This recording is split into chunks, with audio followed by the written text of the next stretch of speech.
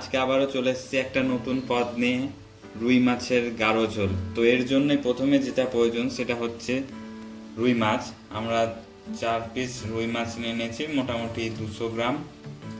150 গ্রাম আলু পাতলা পাতলা করে কেটে নিয়েছি, 2টো মিডিয়াম সাইজের টমেটো, 2টো কাঁচা লঙ্কা চিড়ে নিয়েছি, 2 চা চামচ আদা বাটা, 3 চা চামচ জিরে বাটা, লবণ স্বাদ অনুযায়ী, হলুদ, আর ফোড়নের জন্য রেখেছি গোটা গরম মশলা, তেজপাতা ও শুকনো লঙ্কা। এবং এখানে নিয়েছি চালমগজ ও পোস্ত বাটা, এবং এর সাথে 2টো কাঁচা লঙ্কা পেস্ট করে নিয়েছি।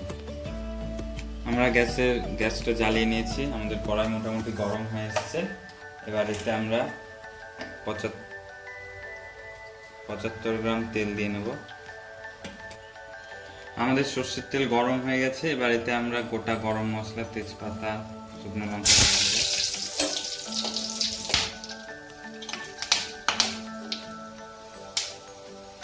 এবার এতে আমরা কেটে রাখা আলু দিয়ে নেব।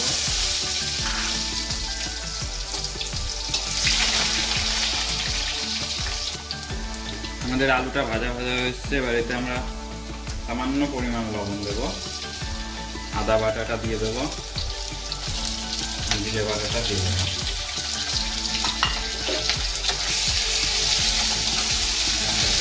গ্যাসের হিটটা অবশ্যই কমিয়ে নেবেন, না তো মশলা পুড়ে যাবে। এদিকে আমাদের গ্রেভিটা রান্না হচ্ছে, এদিকে ততক্ষণ আমরা একটা কড়াই চাপিয়ে এতে সামান্য পরিমাণ সর্ষের তেল দিয়ে নিলাম। এদিকে আমরা মাছটা ভেজে নেব। আমাদের মোটামুটি মশলা ভাজা হচ্ছে। এবার এতে আমরা কেটে রাখা টমেটো কুচিটা দিয়ে দেবো।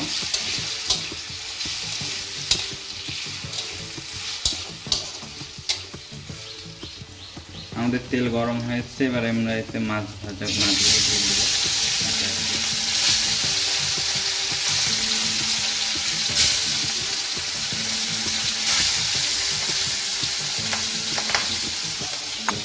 এবার আমরা একটা ঢাকনা দিয়ে ঢেকে দেবো, যেন মাছের তেল থেকে তেল না ছিটকে গায়ে লাগে। আমাদের টমেটো মোটামুটি গলে এসছে। এবার এতে আমরা পরিমাণ মতন হলুদ 2 চা চামচ দিয়ে দিলাম, এবং চিড়ে রাখা কাঁচা লঙ্কাটা দিয়ে একটু নাড়াচাড়া করে নেব।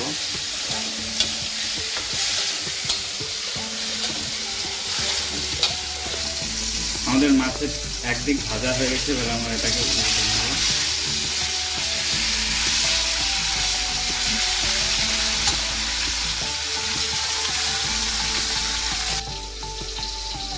এবার আমরা স্বাদ অনুযায়ী লবণ দিয়ে নেব,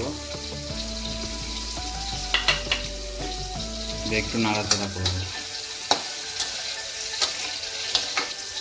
এবার আমাদের বেটে রাখা পোস্ত আর চালমগজ পেস্ট দিয়ে দিলাম, দিয়ে নাড়াচাড়া করে নেব।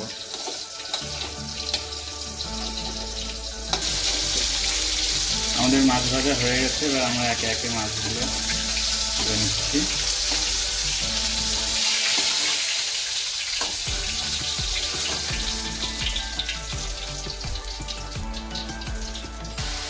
দেখতে পাচ্ছেন কালারটা একটু কম হয়েছে, তো আপনি এক্ষেত্রে শুকনো লঙ্কার গুঁড়ো বা কাশ্মীরি শুকনো লঙ্কার গুঁড়ো ইউজ করতে পারেন।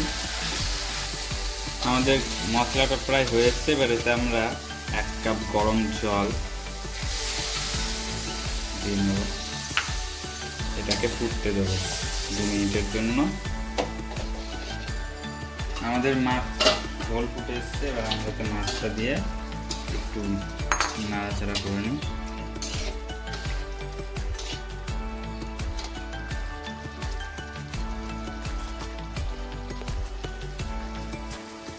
আমাদের এবার মাছটা দেওয়ার পর এটাকে আমরা একটা ঢাকনা দিয়ে 3 মিনিট মতন ঢেকে রেখে লো হিটে তারপরে আমরা নামিয়ে নেব।